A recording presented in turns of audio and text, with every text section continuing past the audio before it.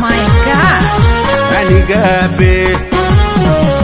Yamuniti adu takadabe Baredu fuduko tamangabe Excuse me. Yamuniti adu takadabe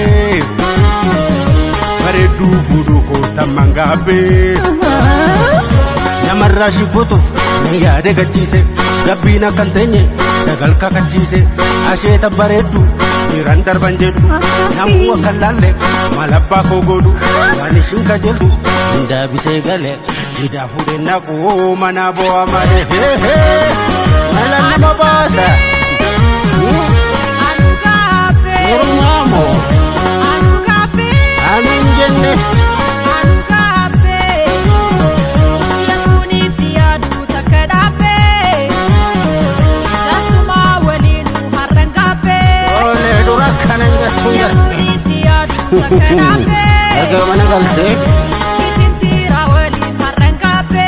Arrasitu mullata Wayo ya sarako Nagaha ya fira Uya hindukaha Halkan gititira Wantan kesa jiru Ini munamati Yole waka jele Ino ella yuti Darsati herume Amjur sagalarga Kukufa jiru Mera bina kadaya Eba singere namo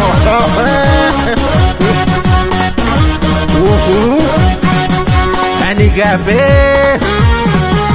Anugabe Anigabe Anigabe Salo sintugabai Yamuniti adu takadabe Baredu fuduko tamangabe Kasi Yamuniti adu takadabe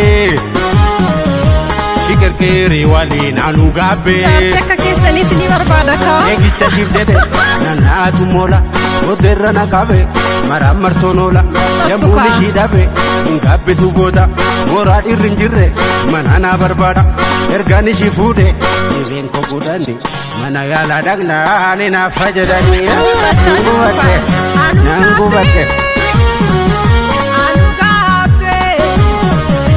Anugabe. Anugabe. Yamuniti adu takadabe. Sugar daddy walin amangabe. Ole ergana bakitete Yamuniti adu takadabe. Jasuma walin harangabe. Ajiskrini fuduko Isa wada galan Nafkeni nanala Warra diramiti Indubbi sudala Trendi Facebooki Dileet goda firra Isaanuma wayya Naabii darga gorra Garuu hin jaalatan Tolif miseeji Akka boorsisaanii jaalatu baasa Ole bu'aan mumtimo Raajila Anigabe Anigabe Alarganyi gabu Anigabe Anigabe Yamuniti adu takadabe Baredu fuduko tamangabe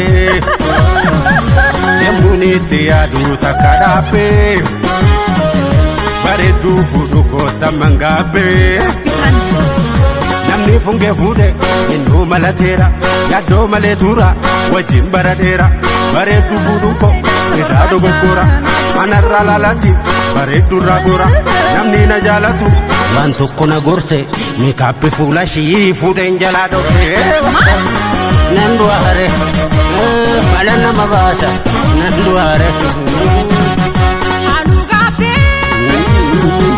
Anisgabe. Mumuratte Anugabe. Utatte gara Anisgabe. Kutatte Yamuniti adu takadabe. Ayyo Isinuma walin harangabe. Afanu mabastemo Yamuniti adu takadabe. Irraanfatte ka wajjin dabarsi Jaarsateeru muko amangabe. Funyeste funge furdooste kallo asifachi jada. Anaaf mamado ispoortiinis ta'e dura obsirreessa dubbiin baay'isina umrii isin gabaabsa yoo dadhabdan immoo anaan na gaggeessa meeqan na deeggata qeerroon dargaggeessa. Maalo anu gabbe anu amman gabbe anu gabbe deemu keettis gabbe.